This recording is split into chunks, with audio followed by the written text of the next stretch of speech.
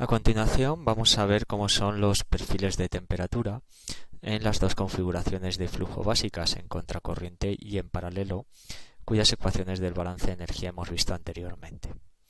Así comenzamos con el caso de perfil de temperaturas en un intercambiador en contracorriente. En un intercambiador en contracorriente, la forma que tienen los perfiles de temperatura depende, como vamos a ver, de la relación de capacidades caloríficas.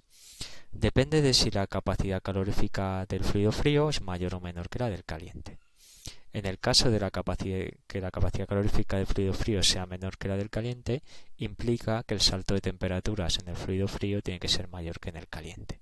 De tal manera que las curvas presentan esta curvatura. ¿De dónde sale este razonamiento que tenemos aquí? Pues de la ecuación general del balance de energía global en el intercambiador, porque recordar que demostramos que la potencia térmica intercambiada es igual a la capacidad calorífica del fluido caliente por el salto de temperaturas del caliente e igual a la capacidad calorífica del fluido frío por el salto de temperaturas en el fluido frío. Para que se cumpla esta igualdad, si el salto de temperaturas en el caliente es más grande que el del frío, pues lógicamente el salto de temperaturas del caliente tiene que ser en este caso menor que el del frío, para que se cumpla esto que tenemos aquí, para que se cumpla esa igualdad que sale de la ecuación general del balance de energía. De tal manera que el salto de temperaturas, en este caso en el caliente, como tenemos representado, pues es menor que en el frío, que es más grande. Esto tiene otra implicación en la forma de la curvatura de los perfiles de temperatura, y es que obviamente el salto de temperaturas, como decimos, el más alto es en el fluido frío.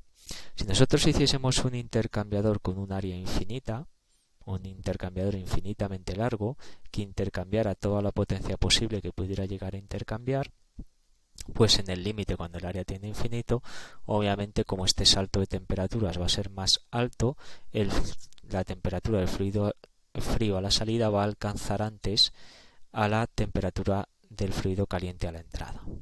De tal manera que en el límite se cumplirá esta condición.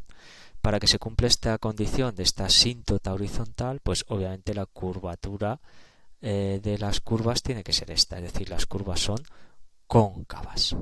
Tiene que tender esta línea asintóticamente a la temperatura caliente a la entrada.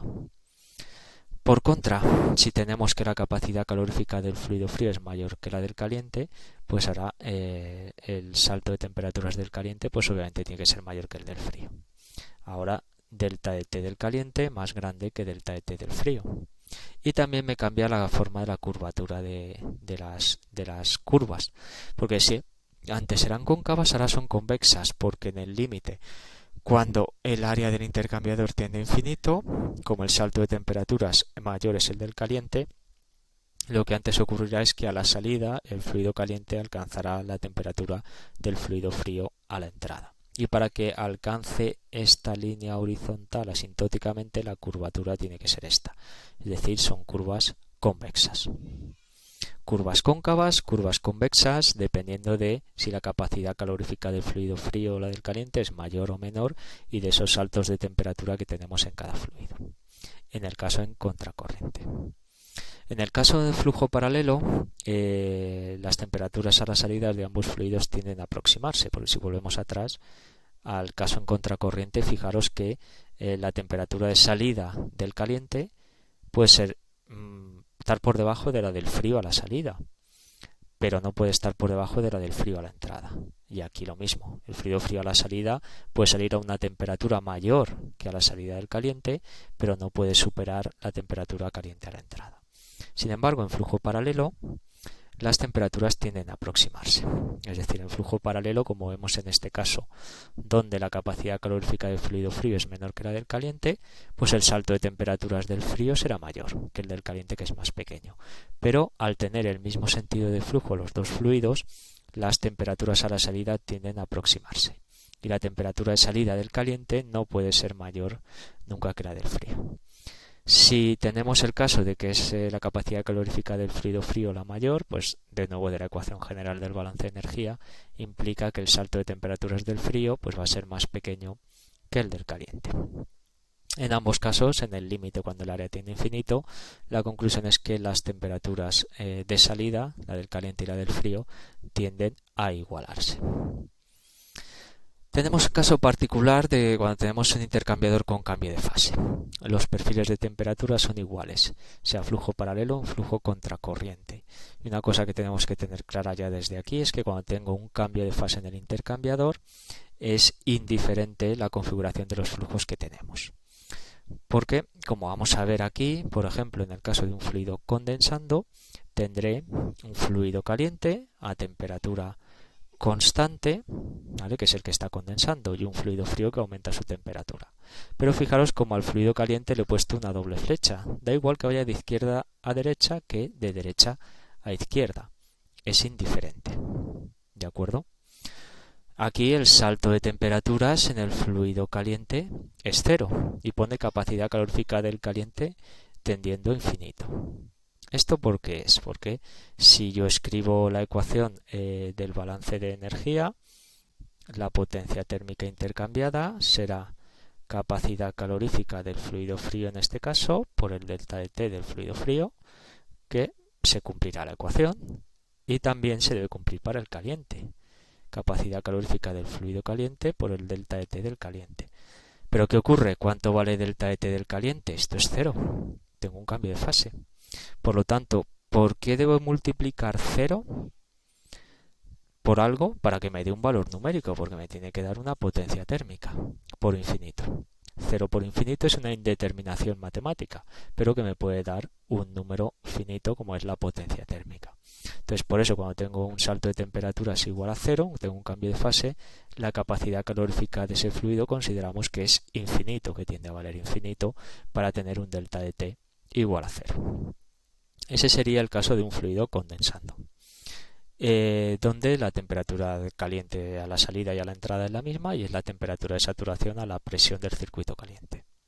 Si tengo un fluido evaporando, pues en este caso delta de T del fluido frío 0 y 0 por infinito, que sería la capacidad calorífica del fluido frío, pues me queda esa indeterminación. Aquí de nuevo el fluido frío da igual que vaya de derecha a izquierda que de izquierda a derecha, con lo cual es indiferente, el perfil de temperaturas es igual, estemos trabajando en flujo paralelo o en contracorriente.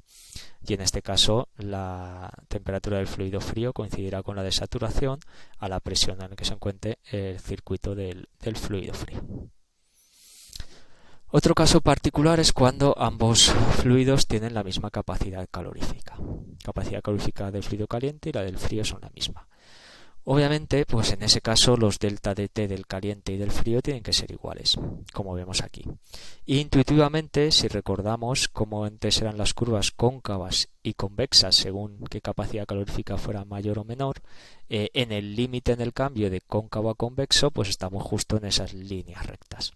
Lo que ocurre es que si lo pensamos y lo vemos dibujado gráficamente es muy intuitivo, pero si intentamos calcular directamente el incremento de temperaturas logarítmico medio, con este delta de T del frío y delta de T caliente nos va a quedar una indeterminación, porque nos va a quedar un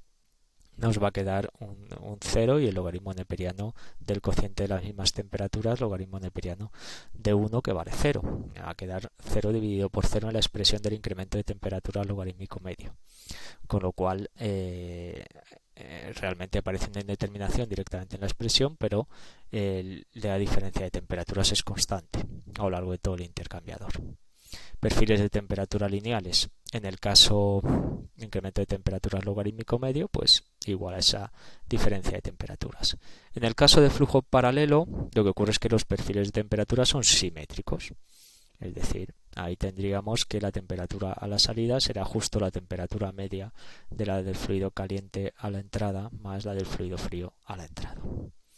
En ambos casos se cumple que los saltos de temperatura del lado caliente y del lado frío son iguales si ambos fluidos tienen las mismas capacidades caloríficas.